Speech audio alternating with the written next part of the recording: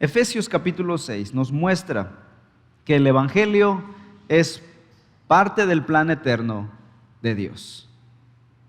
Y esta verdad está en los primeros capítulos. El capítulo 1 nos dice en el versículo 3: bendito sea el Dios y Padre de nuestro Señor Jesucristo, que nos bendijo con toda bendición espiritual en los lugares celestiales en Cristo, según nos escogió en Él. ¿Cuándo? Antes de la fundación del mundo, para que fuésemos santos y sin mancha delante de Él. Y este es el Evangelio eterno. Y en el capítulo 3, versículo 8, dice Pablo: a mí, que soy menos que el más pequeño de todos los santos, me fue dada esta gracia. ¿Cuál gracia? De anunciar entre los gentiles el Evangelio. Vean cómo le llama a esto, a estas verdades del Evangelio: el Evangelio de las inescrutables riquezas de Cristo. Para él es una riqueza el Evangelio, es un tesoro. Y en 1 Corintios había dicho que el Evangelio es un tesoro escondido en vasos de barro, es decir, en nosotros. El Evangelio es un tesoro. Así que somos llamados a atesorar este Evangelio. Y dice que es el Evangelio de las riquezas de Cristo Jesús. Y así titulamos el estudio de Efesios: el Evangelio de las riquezas de Cristo Jesús. Y en los capítulos 4 al 6 vimos, o estamos viendo, cómo vive el hombre que ha abrazado el Evangelio. Aquel que ha creído el Evangelio, cuando impacta su vida, es transformado, es revolucionado, jamás será igual. Si no es revolucionado, si no es transformado, no ha creído el Evangelio. El Evangelio no ha permeado su mente, no ha penetrado su corazón. Ha sido un buen oyente, un buen asistente, un feligrés o un simpatizante, pero no es un creyente del Evangelio. El Evangelio, una vez que llega al corazón de una persona, es transformado. Spurgeon decía que el Evangelio es como un león. A un león no lo tenemos que defender, el león simplemente déjalo salir y él hará su trabajo. Así es el Evangelio. El Evangelio es transformador, transforma la vida de las personas.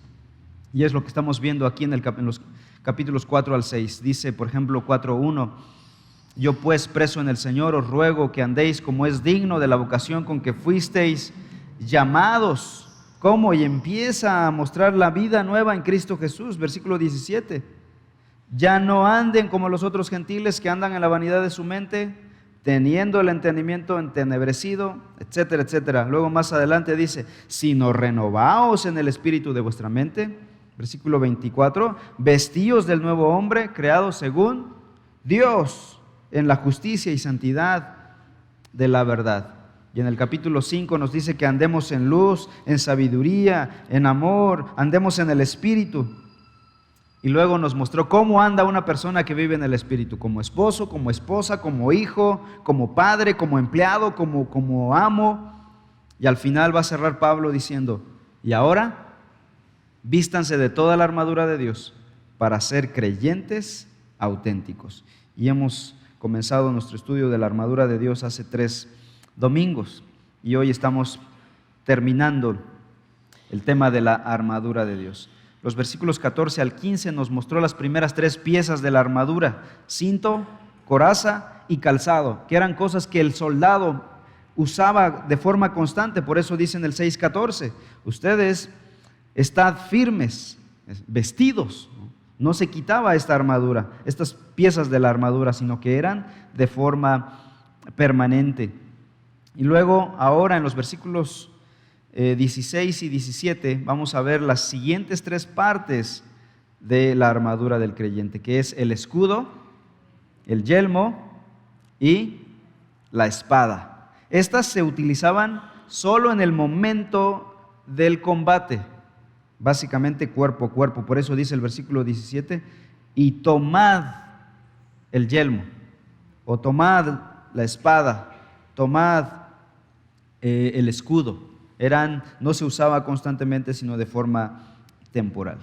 Veamos pues estas 3 cosas restantes. Recuerden, Pablo está encarcelado en Roma, está atado a un soldado romano, y seguramente le impacta la vestimenta del soldado y toma eso como una ilustración, como analogía para ilustrar las verdades espirituales. el escudo de la fe. Versículo 16. Dice así: sobre todo, tomad el escudo de la fe con que podáis apagar todos los dardos de fuego del maligno.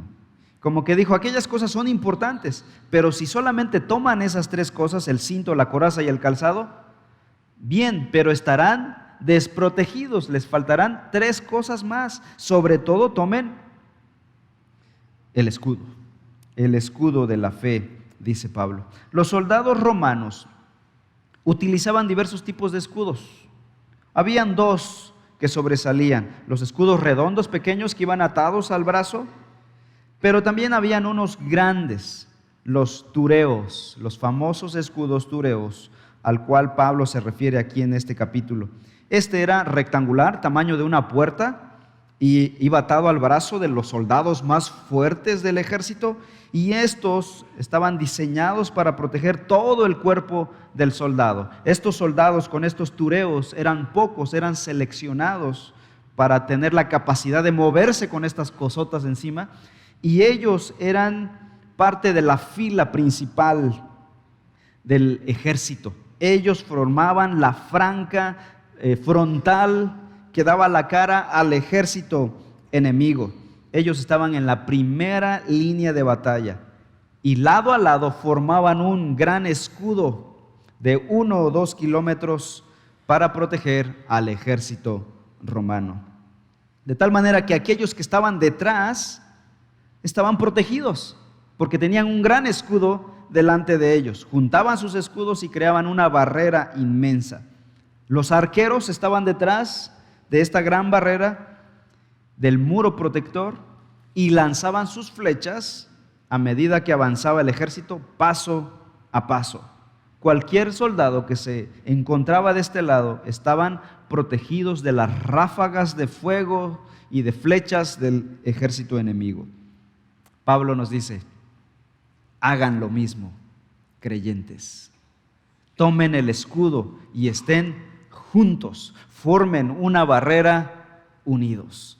Por eso no hay cristianos solitarios, no hay cristianos ermitaños, aquellos que dicen, Dios está en todos lados, yo puedo estar en mi casa, orar ahí, leer la Biblia, ¿y para qué me congrego en una iglesia? Yo tenía un tío presbiteriano de 50 años de cristianismo, ¿no? El cristianismo llegó a Chiapas en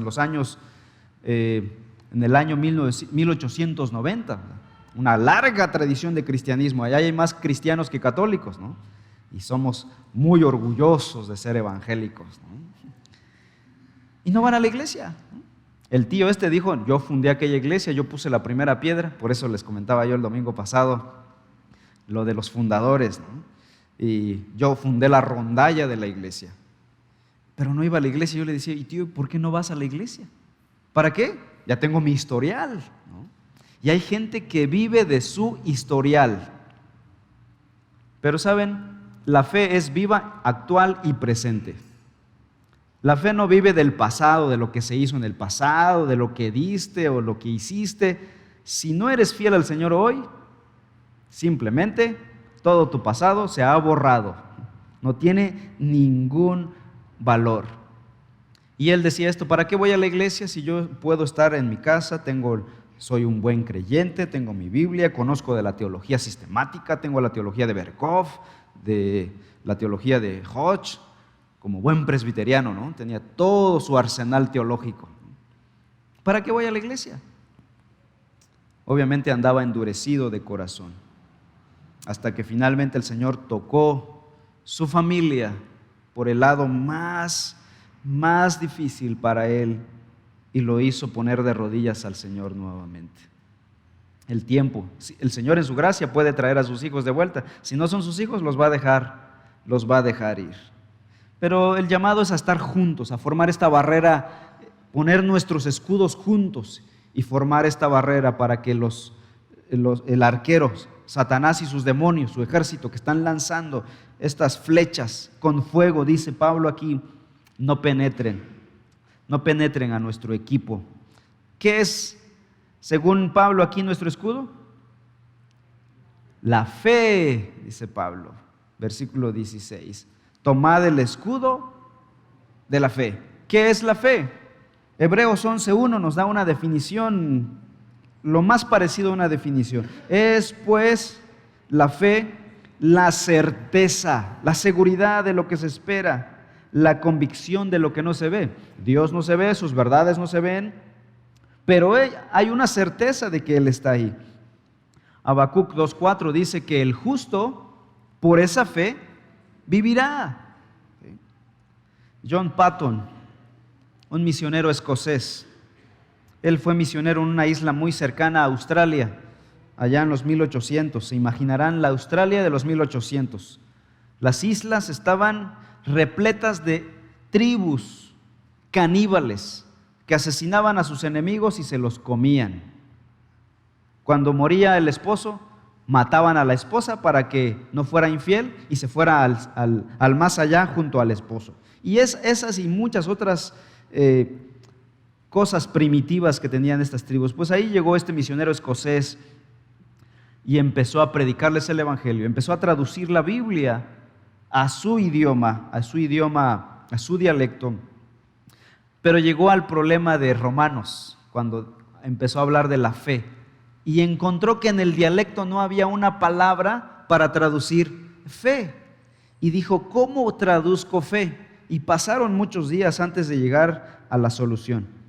Hasta que un día, uno de los nativos llegó a su casa corriendo, después de haber corrido mucha distancia, se sentó en una silla y dijo, qué agradable es dejar caer todo mi peso sobre esta silla. Y dijo Patton, ahí está la solución. Voy a traducir fe diciendo que es dejar caer todo nuestro peso sobre Dios. Y es que cuando nos sentamos, ejercemos fe. Una fe común, obviamente, no es una fe salvífica, pero confías en que la silla te va a aguantar, ¿no? Si te subes a un avión, ejerces fe de que te va a cargar. Si te subes a un coche, ejerces fe en que te va a soportar y te va a cargar y te va a trasladar. Todos los días ejercemos fe en objetos, no fe salvífica, una fe común, pero hay una fe sobrenatural donde depositamos toda nuestra alma, todo el peso de nuestro ser en el Señor y decimos, en ti puedo descansar. Y el día que lo haces, esa noche puedes ir a poner la cabeza sobre la almohada y dormir tranquilamente. Tu problema más grande ha sido solucionado. Ya no tienes que luchar contra la conciencia del infierno, el castigo y la culpa, el peso del pecado. Nuestra fe está en Cristo Jesús y significa dejar caer toda nuestra alma, todo lo que somos, todo nuestro pecado, todo lo que hemos hecho sobre Él y descansar en Él como nuestro Salvador, nuestro Señor. Obviamente, este concepto básico de fe se amplía con el paso del tiempo. Esta es la fe seminal, en semilla, ¿no? La primera fe es depositar tu fe en Cristo Jesús. Pero con el paso del tiempo se va ampliando el espectro del concepto de verdad. Por ejemplo, la fe incluye otras cosas como creer que Dios existe y empiezas a ampliar tu concepto de la existencia de Dios. Creer que Cristo fue crucificado, sepultado, resucitado y ascendido según los evangelios. Y lo vas conociendo, vas ampliando esta realidad con el paso del tiempo. Creer que la Biblia es la palabra de Dios con toda autoridad para los creyentes, según 2 de Timoteo 3:16. Creer que Cristo vendrá por segunda vez por su pueblo, 2 Tesalonicenses 4:16. Vas ampliando el concepto de fe. Pero ¿cómo comienza? Con una semilla, depositando tu vida en Cristo Jesús. La fe cristiana es poderosa, es efectiva. ¿Por qué? ¿Por nuestra fe? ¿Se dan cuenta que la fe tiene poder no por la fe misma, sino por en quién depositas tu fe? Por ejemplo, tú podrías decir, ejerzo fe, tengo fe aquí, y empiezas a pensar, fe, creo. No dudo, no, un esfuerzo mental. La fe no es un esfuerzo mental de convencerte a ti mismo intelectualmente de que Dios existe, no dudo de que Dios exista, creo. Si estás luchando todavía con ello, no ha habido un acto sobrenatural en tu corazón. La fe es una obra del Espíritu Santo que pone en tu corazón para creer que Dios está allí. Es la convicción de lo que se espera, de lo que no se ve, dice Efesios. Pero no es una fe meramente intelectual en sí misma, sino que está depositada en la persona de Cristo Jesús. La efectividad de la fe no radica en la fuerza de la fe, sino en quién está puesta, ¿no? Una cosa es confiar en una persona que es mentirosa y otra cosa es confiar en una persona que es honesta. ¿En qué radica la eficacia de esa fe? En la persona en la que depositaste tu fe. Si tú sabes a leguas que esa persona te va a fallar, que es mentirosa, obviamente tu fe, aunque sea muy fuerte, no es eficaz. Pero si está puesta en una persona que es honesta y que cumple su palabra, será eficaz esa fe. ¿Saben en quién depositamos nuestra fe cuando creemos en Dios? En Cristo Jesús. Nuestra fe está puesta en su Hijo. Y saben, Él sí es honesto, al grado de que dio su vida por los pecadores. Por eso es que la fe es efectiva. No crean que nuestra fe es muy fuerte, muy robusta. ¿Quién podría levantar la mano aquí y decir, mi fe es fuerte? Yo apenas podría decir, yo creo, con un dedito levantando, porque mi fe es débil, es frágil, flaquea. Pero Jesús dijo, aunque tu fe sea como el grano de mostaza, esa fe es poderosa. ¿Por qué? No por la fe misma, sino porque está puesta en un ser poderoso. El objeto de nuestra fe es poderoso. ¿Crees en Cristo? Esa fe es poderosa, aunque sea frágil, débil, aunque de vez en cuando dude, está puesta. Si está puesta en Cristo Jesús, es una fe poderosa. Y esa es la fe a la que Satanás le huye. Es nuestro escudo protector contra los ataques de Satanás. Así que esa falsa teología que hay por ahí circulando de que si tienes fe, serás sano, ¿no? Y esos falsos sanadores, ¿no? Llegan y estirando pies y no sé qué cosas hacen los sanadores y dicen, ¿por qué? ¿Y por qué mi pie no se estiró? Dice, porque no tuviste fe, tu fe es muy débil, ¿no? ¿A quién le culpan los sanadores estos? Pues al pobre creyente, ¿no? Dice, y él no tiene ningún argumento, pues sí, seguramente. Y en vez de ayudar a la fe de este creyente, que crezca él como un creyente fuerte, ¿qué es lo que haces? Lo aplastas más. Es lo que generan estas campañas, es desacreditar el Evangelio, desinformar de la verdad de Dios y crear un cristianismo de segunda categoría. Los que tienen fe, los que fueron sanos, y el resto, la gran multitud, las masas son los que no tienen fe. Los demás. Yo creo que tú y yo entraríamos en las masas, ¿no? Esta es la fe verdadera, la que está puesta en Jesucristo. Esta fe nunca falla. Dice el versículo 16, sigue diciendo. Dice que con este escudo de fe podemos apagar, ¿qué cosa? Todos los dardos de fuego del maligno. O sea, Satanás y sus demonios están lanzándote flechas con fuego. Y es que en tiempos del Nuevo Testamento, en el contexto de Pablo y de Roma, el imperio, estos crearon todo un arsenal belicoso para las guerras, de tal manera que las flechas se envolvían con pedazos de tela que se sumergían en brea y luego al fuego, y lanzabas tu flecha y disparabas al enemigo. Antes de lanzar la flecha, la punta se encendía de tal manera que al contacto el enemigo era incendiado e incendiaba todo lo que estaba a su alrededor. La protección más confiable contra esos dardos de fuego eran los escudos tureos, que eran estas cosotas enormes protegidas con metal, chocaban contra él y no te hacían ningún daño. Así que los dardos de fuego espirituales que Satanás lanza contra los creyentes deben ser resistidos con un escudo poderoso, más fuerte que el metal.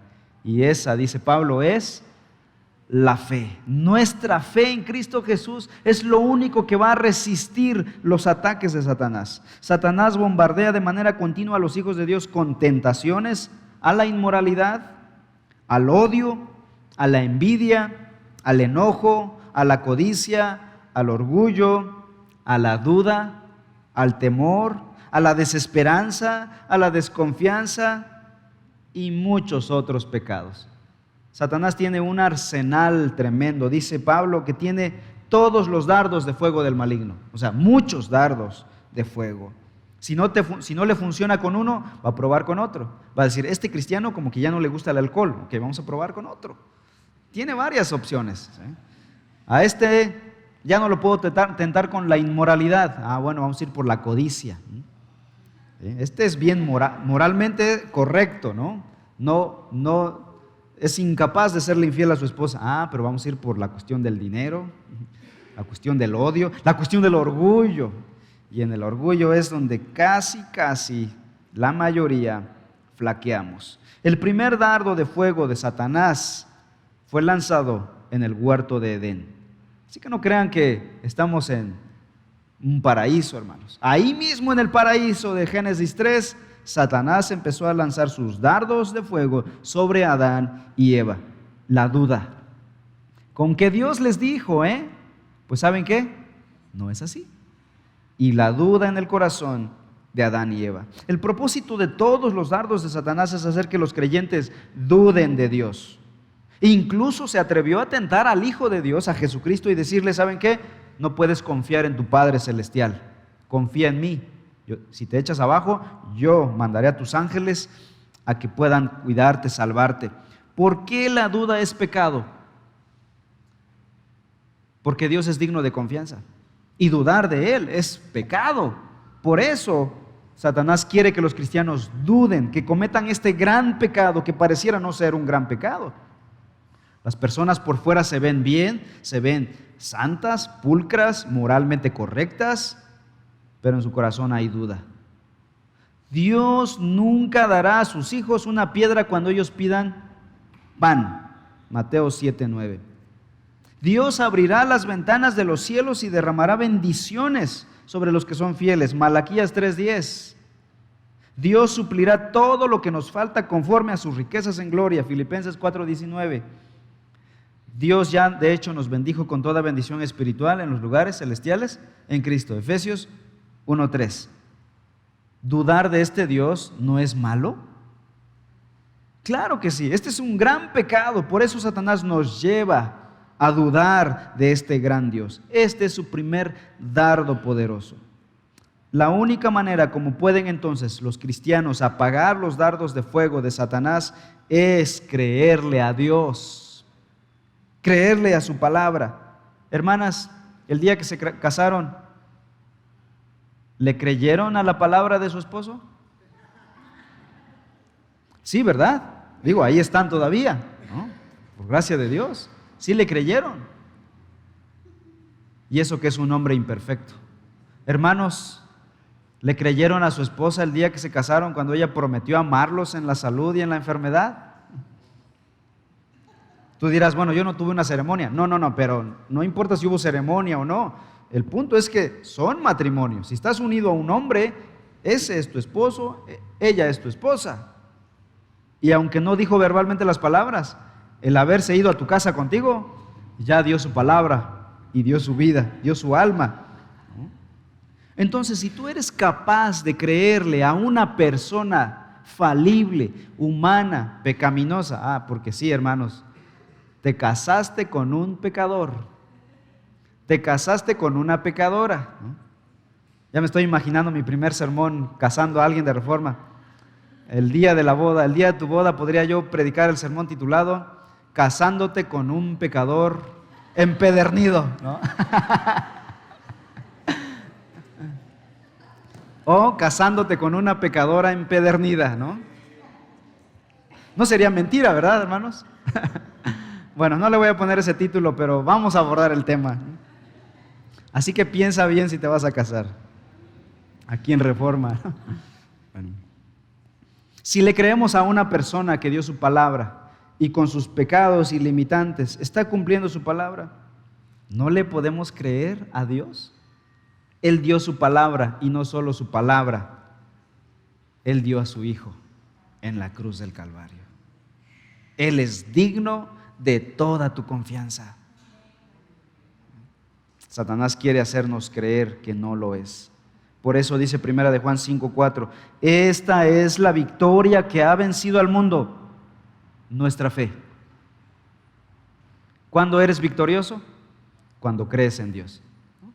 Otra vez, la teología popular de la religión externa, la religión tradicional, y no me refiero solo a la vecina, ¿verdad?, sino a la religión que se han creado las iglesias evangélicas que no predican el evangelio.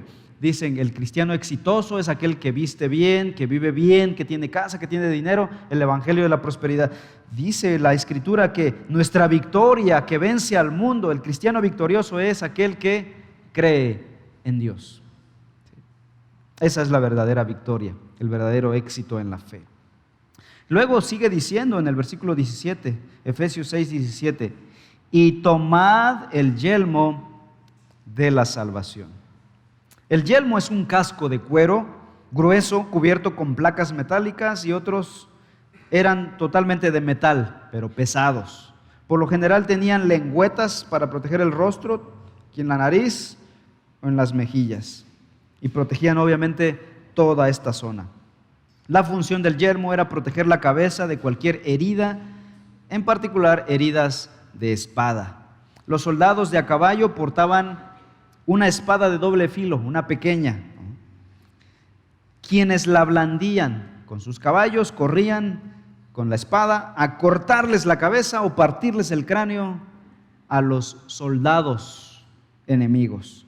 Así que todos los soldados debían tener su yelmo para protegerse de los golpes de espada del soldado enemigo. Dice que el casco del creyente es, dice el versículo 17, tomen el casco de la salvación.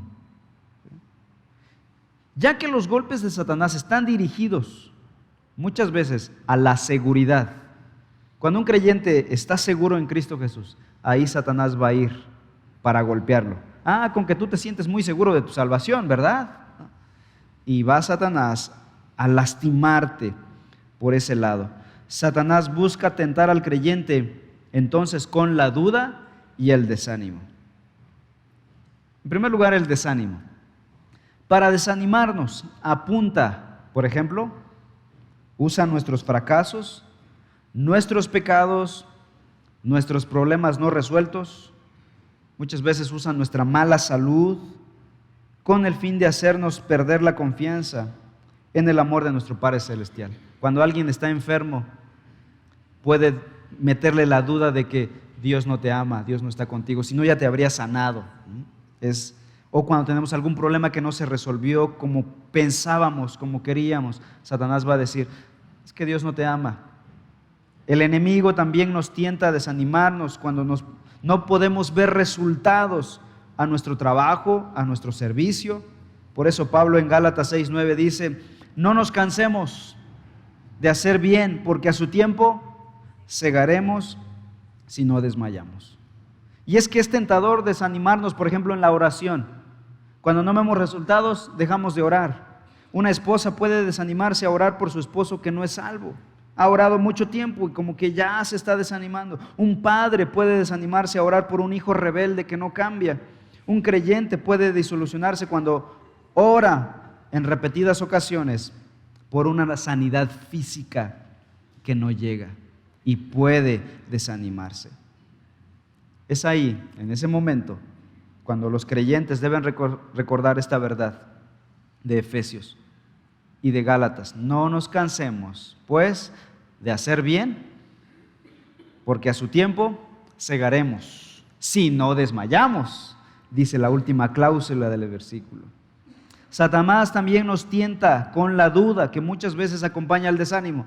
Este es un binomio perfecto y preferido por Satanás: la duda y el desánimo. Casi los dos van anclados siempre. Si no logra uno, por lo menos lo otro.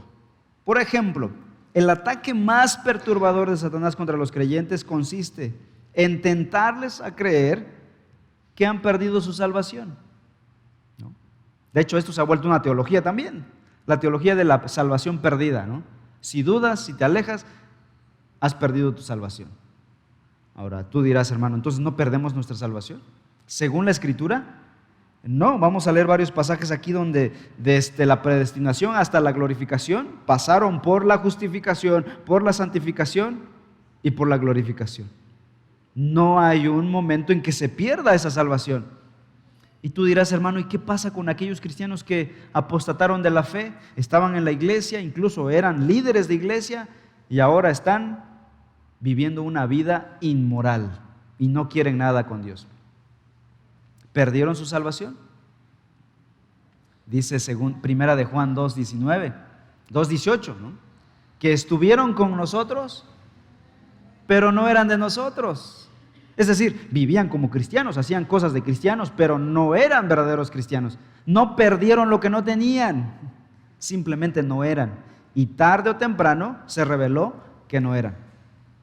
Hermanos, nadie puede soportar vivir en una farsa toda su vida. Si no eres cristiano, te vas a cansar de estar yendo a una iglesia y no vas a soportar esa farsa. Un día se manifestará que no lo eres. Si eres verdadero hijo de Dios, vas a estar aquí, truene, llueve o relampaguee, decía mi maestro de secundaria, ¿no? Porque cuando llovía, estaba nublado, no íbamos a la escuela. Decía, el verdadero estudiante es aquel que truene, llueve o relampaguee, está aquí. Es el verdadero creyente, hermanos. Por eso dice que el que persevera hasta el fin, ese será salvo. Pero Jesús no está diciendo que uno es salvo por perseverancia, sino la manifestación de la fe verdadera es la que persevera hasta el fin.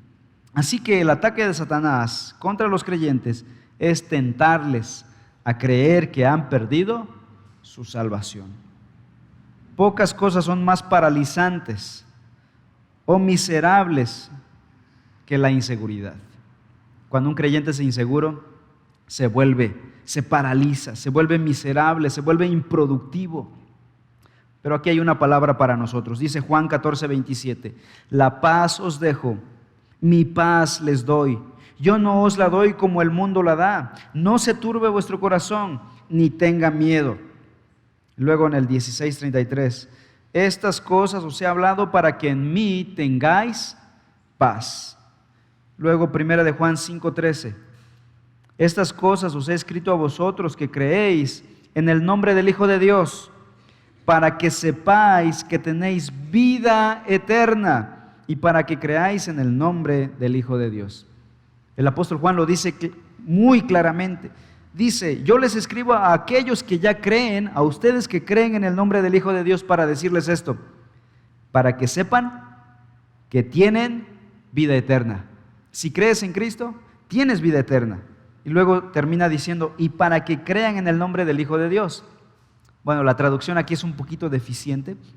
Una traducción más exacta sería, y para que continúen creyendo en el Hijo de Dios.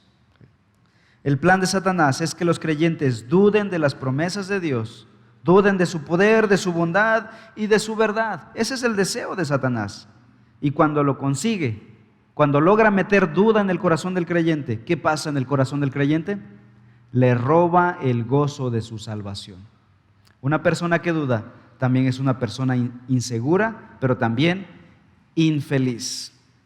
No está disfrutando de la salvación, del perdón de sus pecados. Una persona que se sabe perdonada, que se sabe reconciliada con Dios, es una persona que vive en plenitud, aunque tenga problemas en su vida, aunque tenga luchas y dificultades, es una persona que goza de su salvación.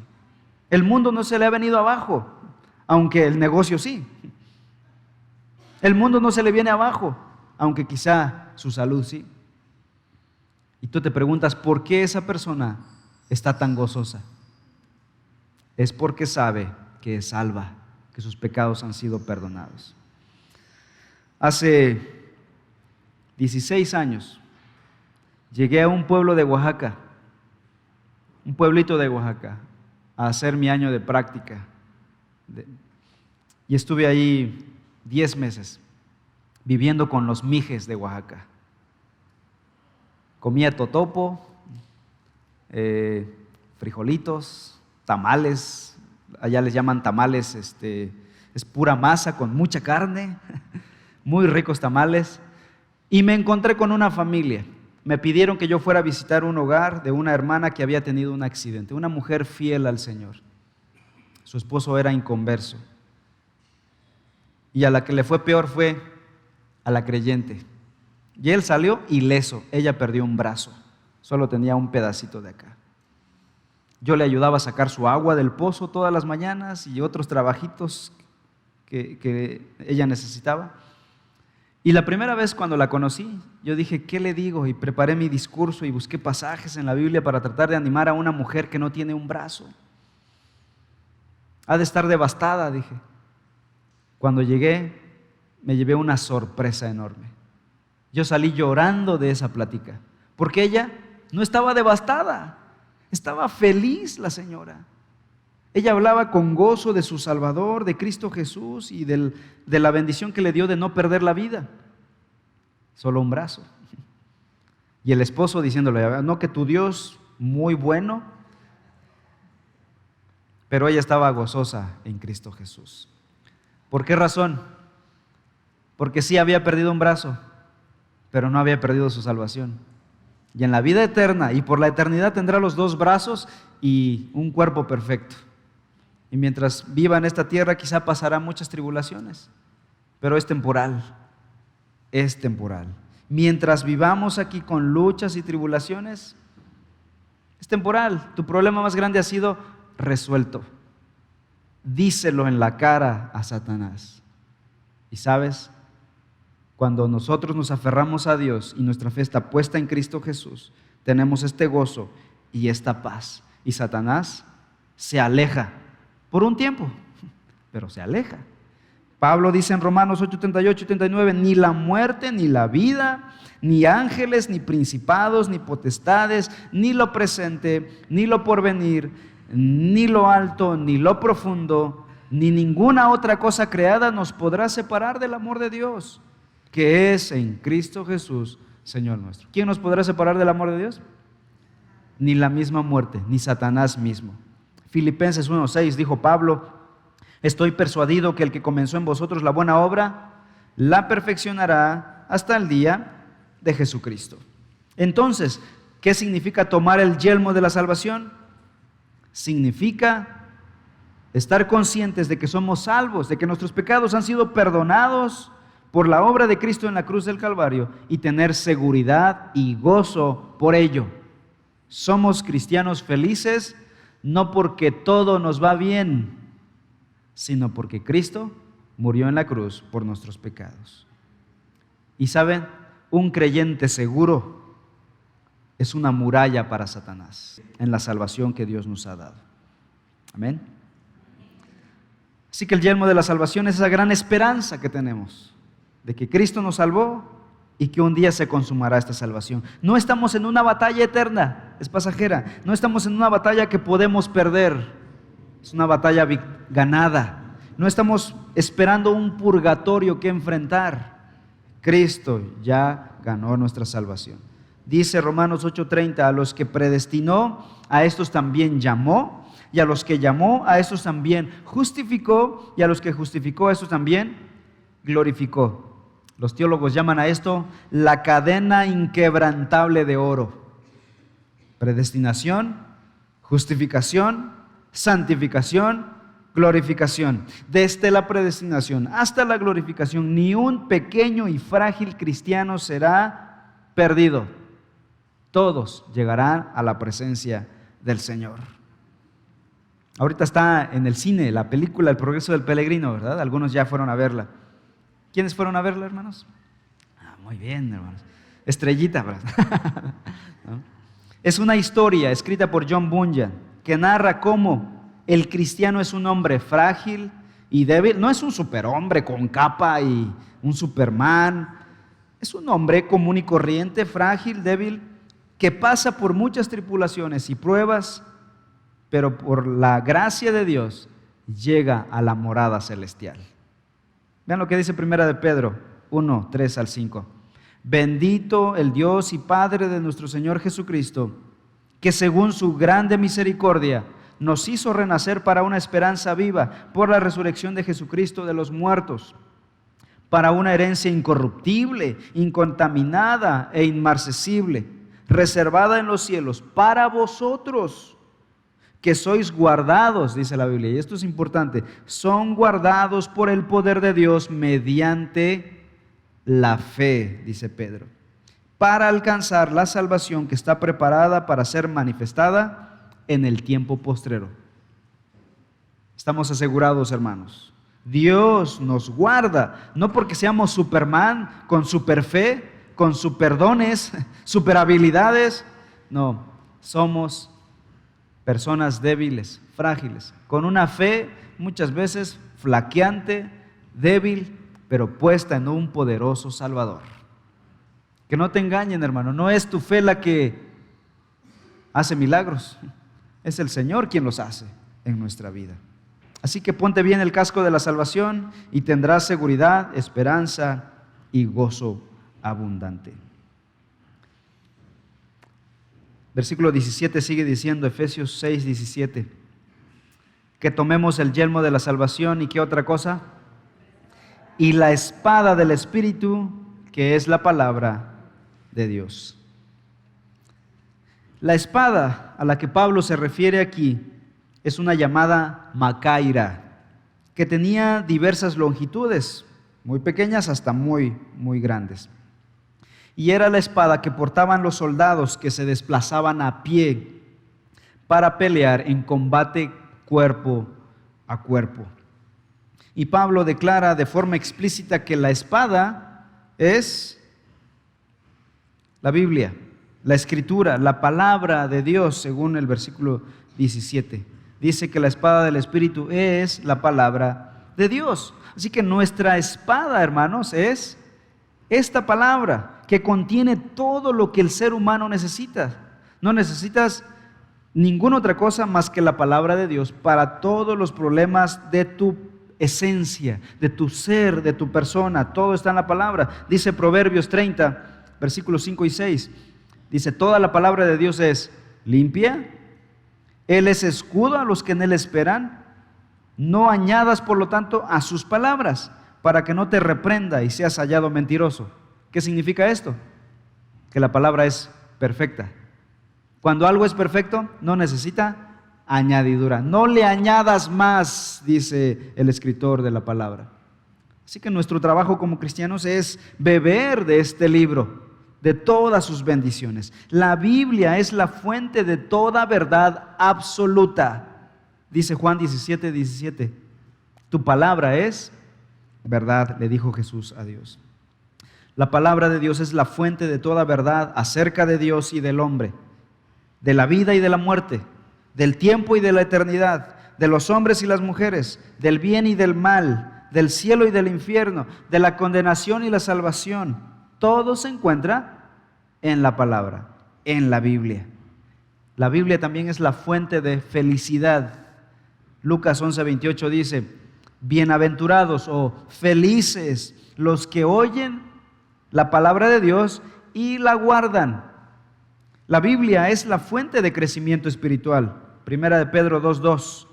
Desead como niños recién nacidos la leche espiritual no adulterada, para que por ella crezcáis para salvación. Así que la Biblia es entonces nuestra espada.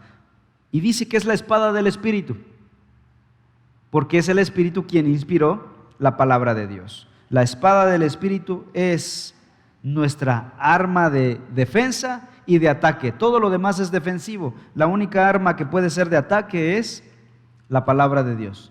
Puede defendernos y puede también atacar. Y tú dirás, ¿ya ven que sí atacamos al diablo? ¿Cómo atacamos usando la Biblia?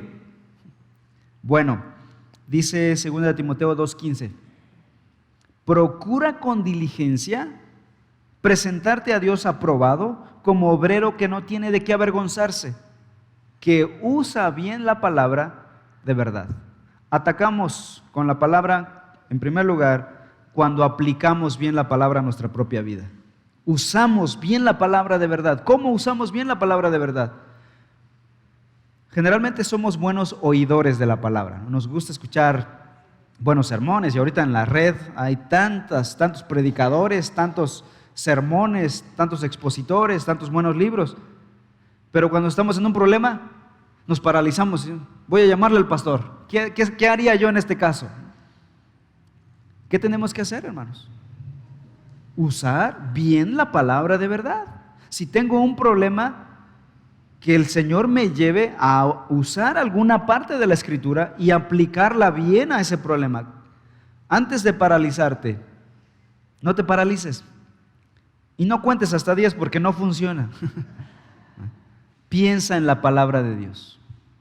Más que contar hasta 1000, 100, piensa en la palabra de Dios. Y aplica alguna verdad específica a tu situación específica. Ya no necesitas llamar a los ancianos de la iglesia, al pastor de la iglesia o al obispo tal. Con la palabra de Dios tienes todo lo que necesitas. Pablo dice, exhorta que usa bien la palabra de Dios. La espada del Espíritu está en acción en ese momento, en ataque. Otra forma de atacar con la espada del Espíritu es cuando se proclama el Evangelio en el reino de las tinieblas. Ahí estás atacando el nido de Satanás y estás arrancando a los pecadores de su reino. Cuando un pecador se arrepiente y cree en el Evangelio, en ese momento un gran ataque se ha hecho al imperio de Satanás. Es así como nosotros usamos esta palabra como una herramienta, un arma de ataque. Predicamos la palabra del Señor. Conclusión. Un hombre llamado William Tyndale fue el traductor de la Biblia del latín y de los idiomas originales al inglés. Y él hizo un voto personal. Él prometió que la Biblia llegaría a cada rincón de Inglaterra, de tal manera que llegaría un día en que cada campesino inglés y cada niño sabría leer y podría tener acceso a la Escritura. Esto en tiempos cuando la Biblia era propiedad del clero solamente. Nadie tenía acceso a la Biblia. Y él dijo, me comprometo a que un día la Biblia llegará a cada rincón de Inglaterra. Este hombre dedicó toda su vida a la traducción de la palabra de Dios al idioma inglés. Dice el Salmo 19, 7 y 8. La ley de Jehová es perfecta, que convierte el alma. El mandamiento de Jehová es fiel, que hace sabio al sencillo. Otras traducciones dicen al simple. Es hecho sabio por la palabra. Los mandamientos de Jehová son rectos, que alegran el corazón. El precepto de Jehová es puro, que alumbra los ojos. Usemos la armadura que Dios nos ha dado para ser cristianos firmes y victoriosos. No cristianos derrumbados, destruidos, apachurrados, aburridos del Evangelio. Seamos cristianos victoriosos usando la palabra del Señor. Vamos a orar, hermanos.